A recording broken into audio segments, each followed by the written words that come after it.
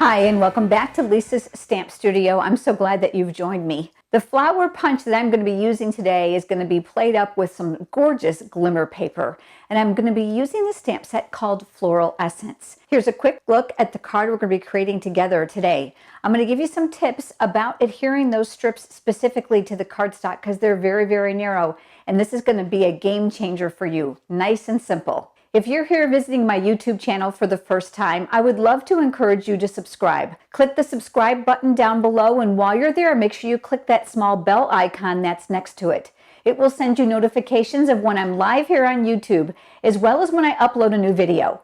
Let's head over to the stamp table and let's get started on today's card. Here's a close-up of the card we're going to be creating together today. Isn't that shimmer pretty? I'm going to be using the Perennial Flower Punch. 3 petals. You can put them together, which is going to give you that full bloom. I'm going to use a piece of Petal Pink cardstock, and I've got the coordinating ink pad, which is also Petal Pink. That's the beauty of Stampin' Up! Products, is the color coordination. The coordinating stamp set to that punch is called Floral Essence, and you can see the coordinating image here to that punch. I've mounted the image here, and I'm going to go ahead and ink that up, and I'm going to stamp that here. I know that the punch is positioned in a certain direction, so I'm making sure that these 2 petals are side by side, so it'll be easy for me to punch out. And then I'm going to repeat that process one more time because I'm going to take 2 of these punched images and put them together to make my full flower. With the Perennial Flower Punch, I'll come up underneath here. Here is where the direction of that stamp was important because you can see that the 2 bottom petals are here.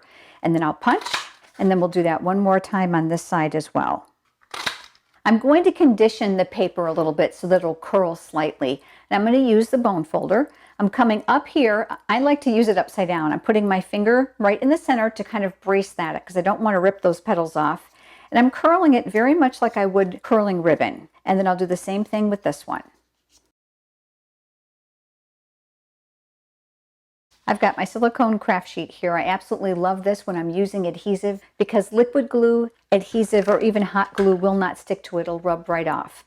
Now you can go ahead and use a glue dot here to attach these 2, or you can put a little adhesive on there. So I'm going to use a glue dot and place that right in the center. And then to make my blossom, I'm going to offset these 2 petals together and then press. I'm going to set that aside, and I'm going to come over to a piece of Whisper White cardstock. And I'm going to ready this for the greeting. And since we're going to be doing some heat embossing to bring out those gold accents, I want to ready that surface with the embossing buddy. So whenever you're heat embossing, I'm going to recommend that you apply this to your cardstock. What this is going to do is it's going to tell the embossing powder not to stick where there isn't ink. So it'll help avoid those little flecks that you get. I'll be using my Versamark ink pad for that.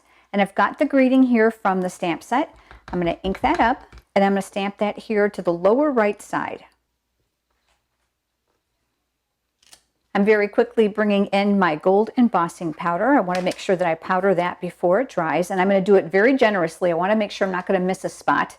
And I'll pour that back into the bottle and to the coffee filter. The coffee filter is a great tip for you when you're heat embossing because you can literally pinch this and pour it right back inside the bottle so there's little to no waste. My next step is to use my heat tool, and I'm going to come inside here and I'm going to heat emboss that powder. What's going to happen is it's going to turn that powder to a beautiful, shiny, foil, semi-raised image. I'm going to concentrate on one area at a time. I'm careful not to move my gun all over the image because I want to make sure that I've actually finished one section before I move it. That's probably the biggest mistake people make when they're heat embossing, is they want to emboss the entire image at one time. It's best to let the paper conduct heat, and as the paper does get hotter, it'll simply spread on its own. Once you've used the heat tool, it will retain its heat for a short period of time because of the enclosed casing. And you're going to want to check your image. There should absolutely be no powder left. If it's not heat set and you happen to touch it, the words and the powder will rub right off. You can also overheat your image, so be careful that you don't heat it too long. It'll start to smell scorched, and it'll actually start to scorch the paper as well. Let the image or the greeting cool for just a few seconds before you move on to adhering it. I've got my silicone craft sheet here once again, and I'm going to adhere this layer now to a coordinating piece of cardstock that we just used for the flower. I'm going to flip this over, and I'm going to add adhesive to the back side. Unlike what we typically do by providing a nice symmetrical layer all the way around this border, we're going to do an offset image today. So I'm going to move this all the way over to the left-hand side. I'm going to try to keep the same amount of cardstock color showing at the top and the bottom. So this edge is flush. And then we'll just press that in place. I've got a piece of Whisper White cardstock. This measures 4 1/4 by 11. I scored it right before you joined me. You're going to find all the cutting dimensions for this card down in the video description below if you are here visiting from YouTube. I made it nice and easy for you. I've got 2 pieces of designer series paper, and this is from that exact same suite of products. It's called the Perennial Essence Designer Series Paper. Isn't it beautiful? Lots of gorgeous watercolored floral images, but on the opposite side, because they are double-sided, you're going to find more generic patterns that can be used for all types of cards year-round. Now, if you don't already have a Stampin' Up! Demonstrator and you're interested in receiving a complimentary copy of the catalog, I would be more than happy to send you one. Head over to lisasstampstudio.com, leave me your name and mailing address, and I'll be happy to get that out to you. I've cut these at slightly different lengths. So I'm going to go ahead and flip this over, and I'm going to add adhesive to the back. I prefer to use small strips of adhesive simply because I find if I do one long strip, it kind of bows my paper just a little bit. And then I'm going to come over here to the side and I'm going to adhere it. Now I want to give you a tip. This seems to work best for me. I turn the card in the horizontal fashion because I can find I can get it straighter going this way than I can going up and down. So I'll adhere this here, leaving a small margin of white closest to me, and I'll tack that in place. Now before I go on to the next panel here, I'm going to add my strip of glimmer paper. I've purposely cut this one smaller yet, just to kind of accent this area. And you can see how narrow it is. I am not proficient with liquid glue. For whatever reason, I seem to get it all over the place because I probably use too much. So I'm going to use my adhesive, and you may be wondering how I'm going to do that since this is so narrow. Well, the secret is the silicone craft sheet. Because adhesive will not stick to it, I'm able to come right up underneath here and add small little areas of adhesive tape all the way down the bottom to make sure that it's secured. Any excess will fall here and not on my work surface. When I flip it over, the front is completely free of any adhesive. I'm going to butt that right against the designer series paper, and I'll press that in place. Now this next panel, like I said, is a little bit shorter, but we're going to do the exact same thing.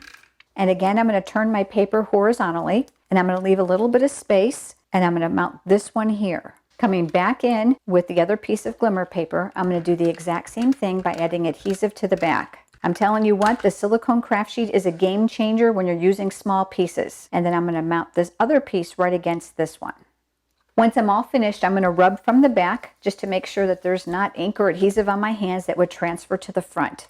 Do you remember the panel that we heat embossed for the greeting? I'm going to go ahead and flip that over. I'm placing one in each of the 4 corners. I'm also going to place one in the center. I'm cognizant that I'm going to be mailing this, and I know that the post office uses a postage machine that this will actually run through the rollers with, and I want to make sure that my card is intact when it reaches the other end. This edge now is going to come all the way here against the edge of the cardstock, and I'll center that and then just press that in place. Remember the flower that we created? There's a couple things you can do. You can add glue dots or adhesive, or you can add a dimensional. It's entirely up to you. I'm going to use my glue dots, and then I'll press a couple on the back side because I want to make sure that it's going to stay intact. And then once my glue dots are on, I'm going to go ahead and attach my flower here. Now I'm sure you're probably wondering, will this become flattened when it goes in the envelope? Chances are it will to some extent. It's still going to have some bowing on the tips because we've broken down the fibers of the paper. I'm going to be using a gem here in the center to bring out that gold glimmer paper. And these are the gold faceted gems. Now this sheet is typically full with the large and the smaller gems, but you can see that I've used quite a few. I've actually cut this one off, and with my take your pick tool, I'm going to come up underneath it and lift it off of that backing. It has a glue dot already on the back, so you don't have to fuss with that. And I'm going to place that right here in the center of my flower. Isn't this beautiful and so easy? The great thing about this project is you're able to use scraps of designer series paper that you have at home, use foils or glimmer papers to play up the accent. Here's the card we created together today, and the one I created before you joined me. If you have enjoyed today's video, I would love it if you give it a thumbs up here on YouTube and show us some love. It makes YouTube and I both very happy. Thanks so much for joining me today, everyone. I look forward to seeing you next time. Have a great day.